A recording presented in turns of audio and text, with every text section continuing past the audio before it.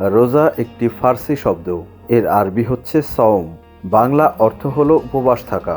কোরআন ও হাদিসে এটিকে সিয়াম বলে। ইসলাম ধর্মের 5টি মূল স্তম্ভের তৃতীয় হলো রোজা। ইসলামের পরিভাষায় রোজা বা সিয়াম বলা হয় সুবহে সাদেক বা ভোরের সূক্ষ্ম আলো থেকে শুরু করে সূর্যাস্ত পর্যন্ত সকল প্রকার পানাহার ও স্ত্রী সহবাস থেকে বিরত থাকা। বছরের বিভিন্ন সময় রোজা রাখলেও কেবল রমজান মাসে রোজা পালন করা ফরজ। রোজা কেবল উম্মতে মুহাম্মাদীর জন্য ফরজ নয়, বরং তা অতীত নবী রাসূলদের উম্মতের জন্যও ছিল। কিন্তু রোজার সময়, পদ্ধতি ও ধারা ভিন্ন ছিল। কোরআনের যে আয়াতের মাধ্যমে রোজা ফরজ হয় সেখানে ইঙ্গিত রয়েছে যে পূর্ববর্তী জাতি গোষ্ঠীর জন্য রোজা ফরজ ছিল। আল্লাহ বলেন, হে বিশ্বাসীগণ, তোমাদের জন্য সিয়াম বিধান দেওয়া হলো, যেমন বিধান তোমাদের পূর্ববর্তীদের দেওয়া হয়েছিল, যাতে তোমরা সাবধান হয়ে চলতে পারো। হযরত আদম আলাইহিসসালামের সময়ে আইয়ামে বীজ বা প্রতি চন্দ্রমাসের 13, 14 ও 15 তারিখ রোজা রাখা হতো। আইয়ামে বীজ অর্থ শুভ্রতার দিনসমূহ। আদম ও হাওয়া আলাইহিসসালাম জান্নাতে থাকাকালে নিষিদ্ধ ফল খেয়ে ফেলায় তাদের গায়ের রং কালো হয়ে যায়। তাই ফেরেশতারা তাদের জন্য ক্ষমা প্রার্থনা করেন এবং তারাও তওবা করেন। ফলে তাদের গায়ের রং সাদা ও সুন্দর হয়। এরপর আল্লাহ আদম আলাইহিসসালাম ও তার উম্মতকে প্রতি মাসে 3টি করে রোজা রাখার নির্দেশ দেন।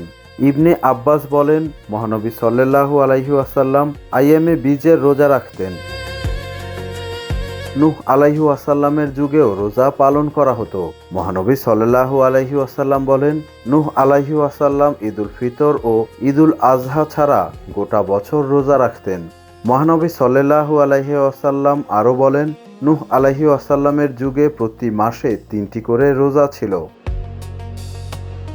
মূসা আলাইহি ওয়াসাল্লামের উম্মতের জন্য আশুরার রোজা ফরজ ছিল। মহানবী সাল্লাল্লাহু আলাইহি ওয়াসাল্লাম মদিনায় আসার পর ইহুদিদের আশুরার রোজা পালন করতে দেখে এর কারণ জিজ্ঞাসা করেন। তারা বলল, এটি এক শুভ দিন। এই দিনে আল্লাহ বনী ইসরাইলকে তাদের শত্রু থেকে মুক্তি দিয়েছিলেন। ফলে মূসা আলাইহি ওয়াসাল্লাম আল্লাহর কৃতজ্ঞতা স্বরূপ ওই দিনে রোজা রাখেন।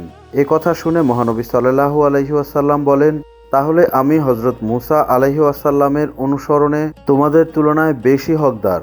এরপর মহানবী সাল্লাল্লাহু আলাইহি ওয়াসাল্লাম আশুরার রোজা রাখেন এবং সাহাবীদের রোজা রাখার নির্দেশ দেন।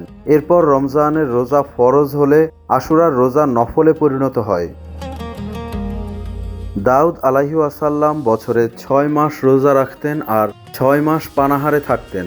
মহানবী সাল্লাল্লাহু আলাইহি ওয়াসাল্লাম বলেন, আল্লাহর কাছে সবচেয়ে প্রিয় রোজা হলো দাউদ আলাইহি ওয়াসাল্লামের রোজা। তিনি একদিন রোজা রাখতেন এবং একদিন বিনা রোজায় অতিবাহিত করতেন।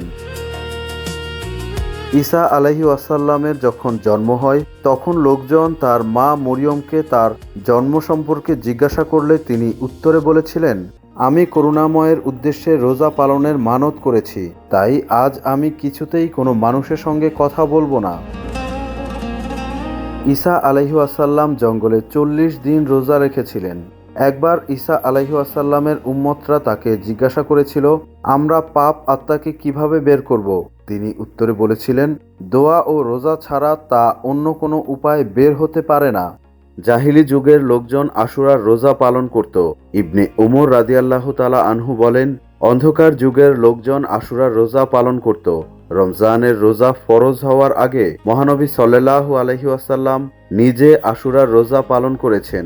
এরপর যখন রমজানের রোজা ফরজ হয় তখন মহানবী সাল্লাল্লাহু আলাইহি ওয়াসাল্লাম বলেন, আশুরার দিনে যে চায় সে ওই দিন রোজা রাখবে এবং যে চায় না সে রোজা পরিহার করবে। রমজানের রোজা পালন ফরজ করে আল্লাহ বলেন, রমজান মাস, এতে মানুষের পথ প্রদর্শক ও সৎ পথের স্পষ্ট নিদর্শন এবং ন্যায় ও অন্যায়ের মীমাংসা রূপে কোরআন অবতীর্ণ হয়েছিল।